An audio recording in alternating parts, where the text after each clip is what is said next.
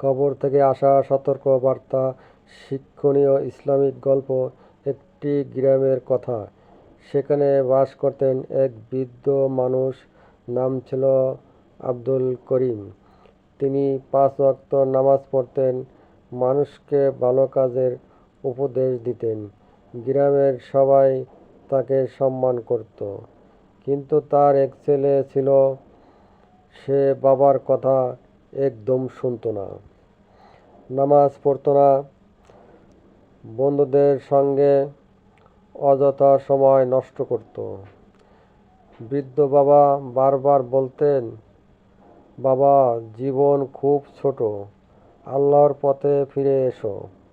কিন্তু ছেলে হাসত, বলতো, এখন জীবন উপভোগ করব, বুড়ো হলে ইবাদত করব। সময় চলতে লাগলো। একদিন হঠাৎ বৃদ্ধ মানুষটি অসুস্থ হলেন। কয়েকদিনের মধ্যেই তিনি ইন্তেকাল করলেন।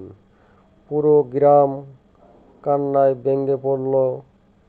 ছেলেও কাঁদল, কিন্তু জীবনে কোনো পরিবর্তন আনলো না, বরং আরও বেশি গাফেল হয়ে গেল। এক রাতে সে বন্ধুদের সঙ্গে দেরি করে বাড়ি ফিরছিল। হঠাৎ কবরস্থানের পাশ দিয়ে যাওয়ার সময় অদ্ভুত একটা অনুভূতি হলো। মনে হলো কেউ যেন তাকে ডাকছে। সে চারদিকে তাকালো, কেউ নেই। সে দ্রুত বাড়ি ফিরে গেল। পরদিন আবার একই ঘটনা ঘটল।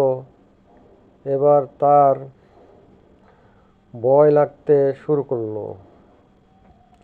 দ্বিতীয় রাতে সে স্পষ্ট শুনল, ফিরে এসো। সে ভয়ে কাঁপতে লাগলো। পরদিন সকালে একজন আলেমের কাছে গেল, সব ঘটনা খুলে বলল। আলেম কিছুক্ষণ চুপ করে থাকলেন, তারপর বললেন, হয়তো আল্লাহ তোমাকে সতর্ক করেছেন, তোমার বাবার উপদেশ মনে করিয়ে দিচ্ছেন। সেদিন ছেলেটি প্রথমবার নিজের জীবনের দিকে তাকালো। সে ভাবতে লাগলো, বাবা কতবার তাকে বুঝিয়েছেন, কিন্তু সে কখনো শোনেনি। রাতে সে বাবার কবরের পাশে গেল, নীরবে দাঁড়িয়ে রইল।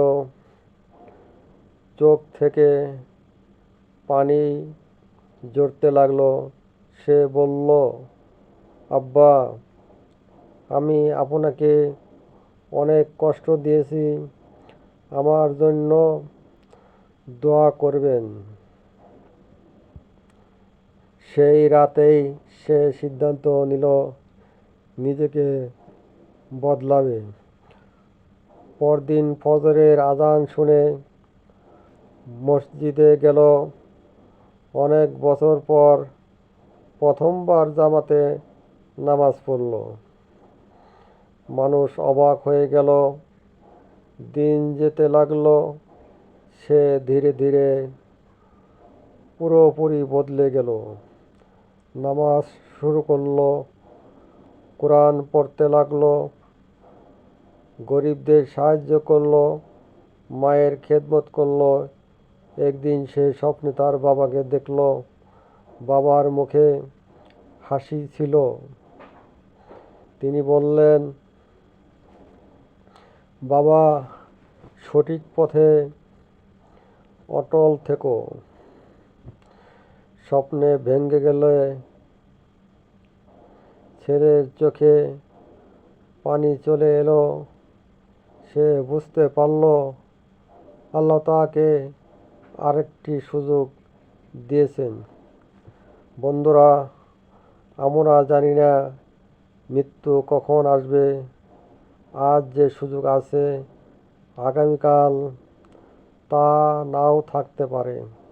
তাই দেরি নয়, আজ থেকেই আল্লাহর পথে ফিরে আসি।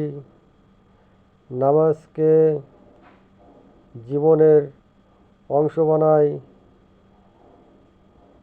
মা বাবার সম্মান করি এবং এমন কাজ করি যাতে মৃত্যুর পরও মানুষ আমাদের জন্য দোয়া করে।